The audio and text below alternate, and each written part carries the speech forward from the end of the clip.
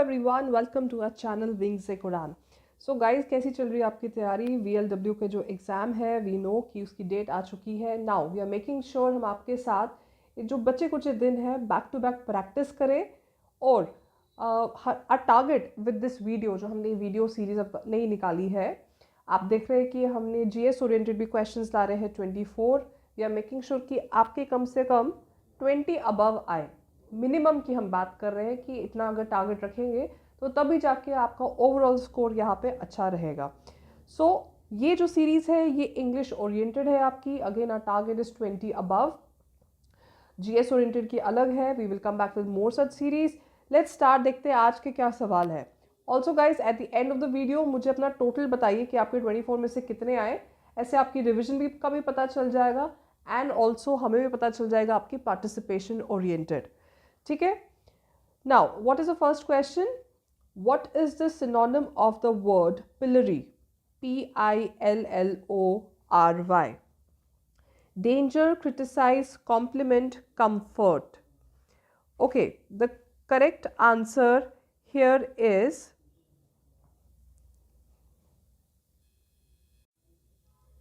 criticize, B. ठीक है। इसमें आपका आ जाता है, अगर और सिनोनिम्स की बात करें, अटैक, क्रिटिसाइज, सेंसर, सेंसर की जो हम बात करते हैं, कंडेम, डिजेनरेट या फॉल्ट फाइंड करना किसी में, तो तब हम ये यूज करते हैं word pillory. Very cute word. Insert the required word या प्रेपोजिशन में आपको यहाँ पे डालना है in the sentence below.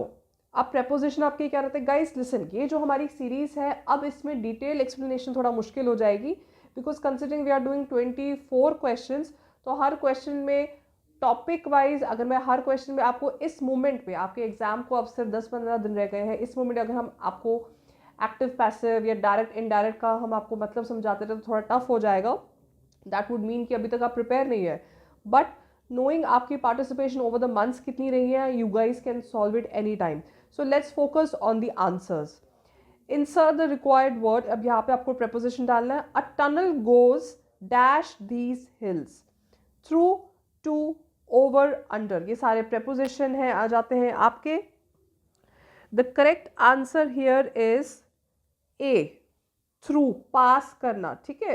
Tunnel के अंडर नहीं हो सकता है, ना उसके ऑफकोर्स ऊपर, सॉरी, हिल्स के ऊपर कभी भी नहीं बन सकता है, ना उसके अंडर बन सकता है। अंडर नहीं बनता है, उसके थ्रू जगह बनती है। थ्रू होता है व्हेन वी पास वे, जब कोई पास वे बनता है वो किसी के बीच में से निकलता है या कुछ बनाया जाता है। अंडर हो गया कि वो स्ट्रक्चर वैसा ही है और उसके नीचे कुछ बनाया है। What is the antonym of the word asperity? Now antonym क्या हो गया आपका? ऑपोजिट। सिनोनिम क्या हो गया? ऐसे, similar. Bluntness, difficult, good luck, severity. The correct answer here is difficulty. Asperity का मतलब क्या आ जाता है आपका? डिफिकल्टी। ठीक है। क्योंकि अगर हम इसके सिनोनिम देखेंगे तो ब्लंटनेस आ जाएगा, डिफिकल्ट आ जाएगा, हार्श मैनर आ जाएगा। So there are many such words like this. What is the correct meaning of the word give it a whirl? Whirl, इसको W भी हम कह सकते हैं कि साइलेंट है, सो रिल कहते हैं इसको। To stop trying hard, to keep quiet, to try something, to keep a secret. Again guys, idioms आपके बहुत इंपॉर्टेंट है, एक दो तो हमेशा आपको आते रहते हैं, एंड इन सीरीज में आई विल मेक श्योर कि जितने भी डिफरेंट ईडियम्स हो सके मैं आपके साथ शेयर करूंगी। The correct answer here is to try something, C.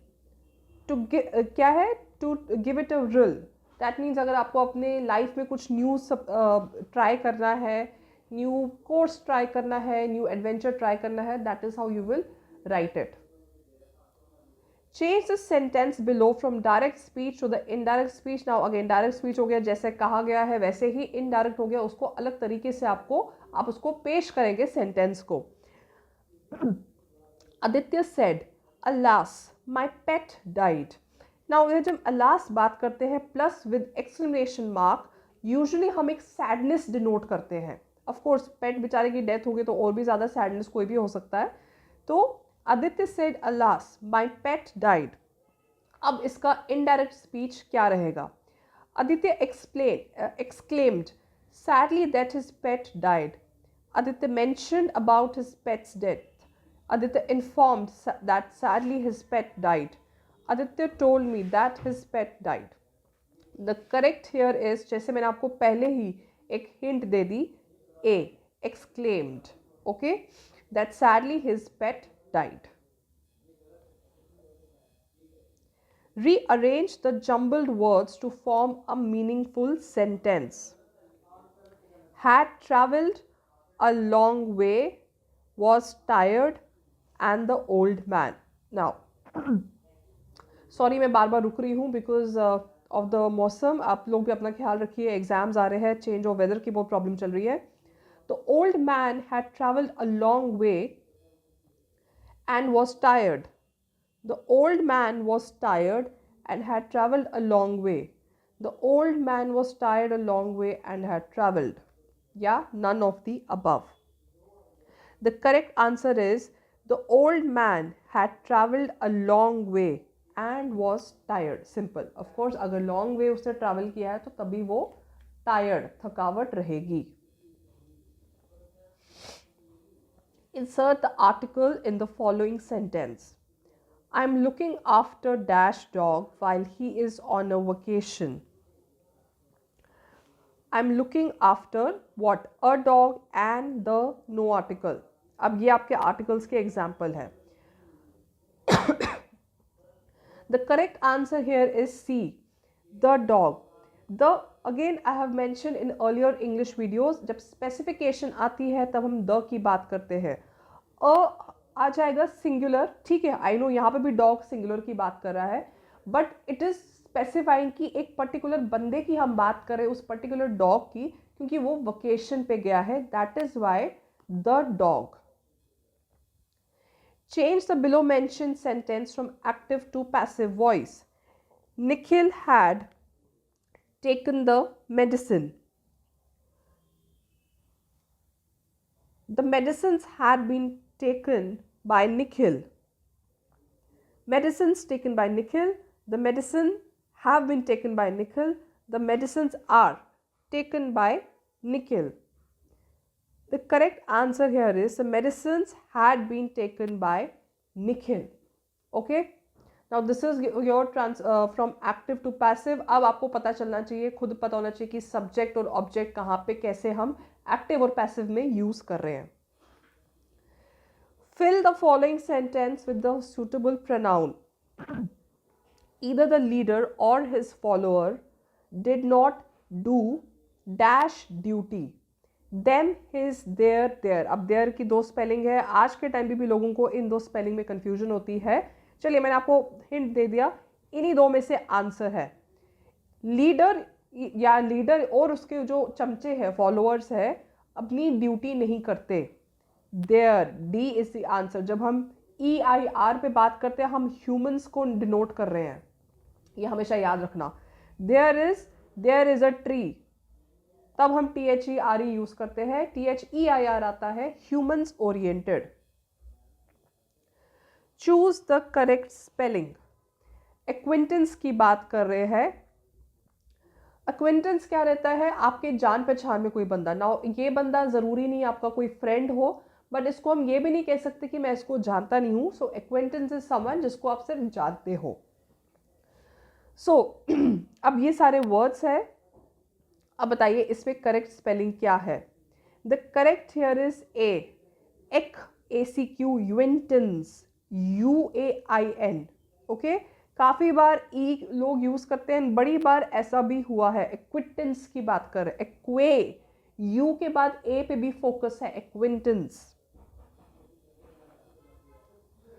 Okay, passage की बात कर रहे हैं. Read the passage below and answer the following questions. Much of the blood on the street flows essentially from uncivil behavior of drivers who refuse to respect the legal and moral rights of the others. So the massacre on the road may be regarded as a social problem. Road पे जो हम ये rash driving वगैरह देखते हैं, in short उसकी बात हो रही है. Safety standards for vehicle have been raised both at the point of manufacture and through periodic road worthiness inspection. अब ये सेफ्टी स्टैंडर्ड की बात कर रहे हैं कि किस हिसाब से हो रहे हैं, या मैन्युफैक्चर के टाइम पे भी, या जब पीरियोडिक क्या होता है, टाइमली रोड पे चेक करना, inspection. In addition speed limits have been lowered. Due to these measures the accident rate has decreased, but the accident experts still worry because there has been little or no improvement in the way drivers behave. अब ये mix चीज़ों की बात कर रहा है कि कैसे यहाँ पे अभी भी कोई इम्प्रूवमेंट हुई नहीं है. अब देखते हैं इसके रिलेटेड क्वेश्चंस क्या है. As per the passage, traffic accidents are regarded as social problem as, now हमने स्टार्टिंग में पढ़ा था social problem वर्ड के रिलेटेड. हमेशा इन क्वेश्चंस पे स्पॉट द वर्ड. अब कंसिडरिंग यहाँ पे पीपीटी है तो of course I have to first read the passage and उसके बाद में क्वेश्चन पे आई. अगर कभी आपको लगे कि टाइम कंस्ट्रेंट है, कुछ है, डायरेक्ट आप क्वेश्चन पे आ सकते हैं. क्वेश्चन को ज़रूर ठीक से पढ़िए, उसके बाद उसको स्पॉट करिए, उन 3-4 लाइन्स को पढ़िए. Never finish your sentence. कभी भी या सेंटेंस या जल्दबाजी में एक लाइन नहीं पढ़नी चाहिए. कभी हमेशा 2 सेंटेंस पूरे पढ़ने चाहिए. Okay, I hope you guys know the difference between a line and a sentence. Most of the traffic accidents are caused by not paying attention to the traffic rules. Traffic accidents can be the leading reason for economic damage. Traffic accidents are caused due to hazardous conditions rather than drivers. Traffic accidents occur as speed limits have been increased. Okay. The correct answer here is, बताइए क्या है. अब यहाँ पे हम देख सकते हैं as per the passage traffic accident regard social problem, क्योंकि ये है सोशल प्रॉब्लम की इधर बात कर रहे हैं.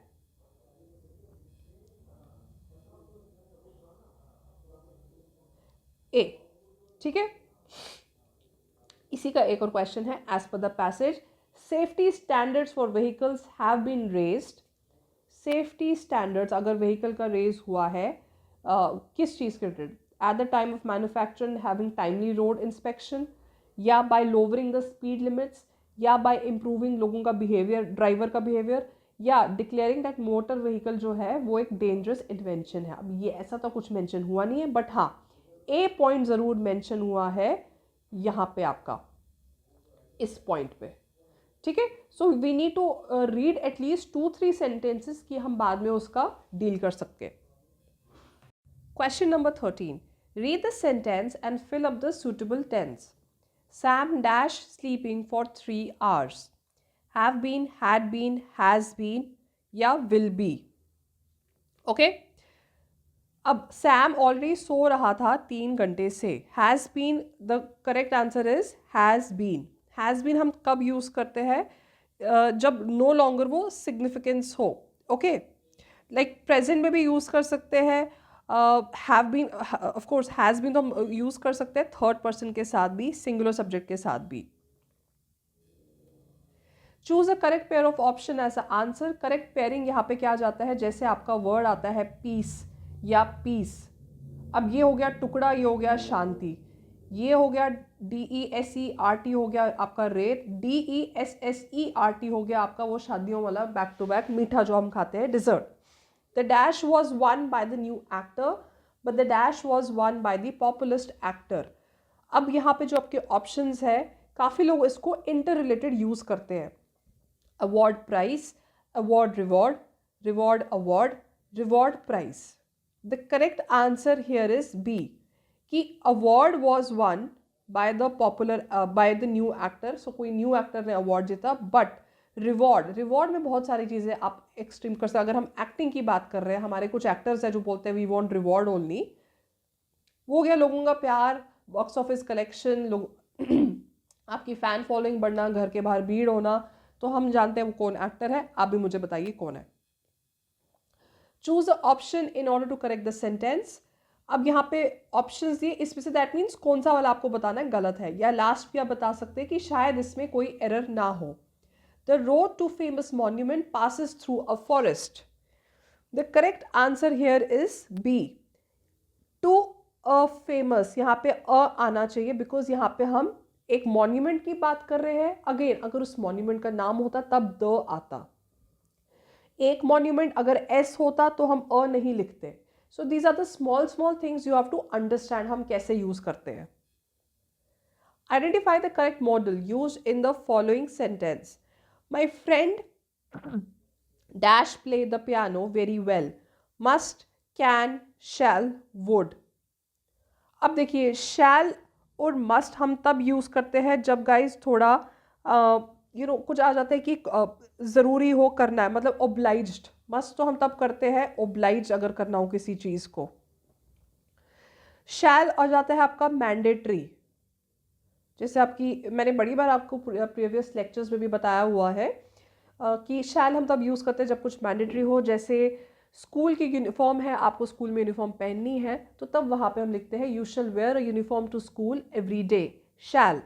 ठीक है, so the correct answer here is can. My friend can play the piano very well. Would हो गया अगर if I am trying to ask a question, but यहाँ पे I am not asking a question. So ये small details याद रखिए। Complete the sentence by adding the correct homophones. Dash going to the park. Whose, whom, who. Now, A और B में से answer है, मैंने दोनों को प्रोनाउंस किया whose and whose. The correct answer here is who. whose जो हम लिखते हैं ये आता है आपका who is का short form. Okay, this is how it is done. whom और who नहीं आता है, whose हम तब ऐसे यूज नहीं करते हैं. There are many people who get confused with your and you are. I don't know why. You are is you are my Sonia, वो वाला सोनिया, या you are. Your is तुम्हारा.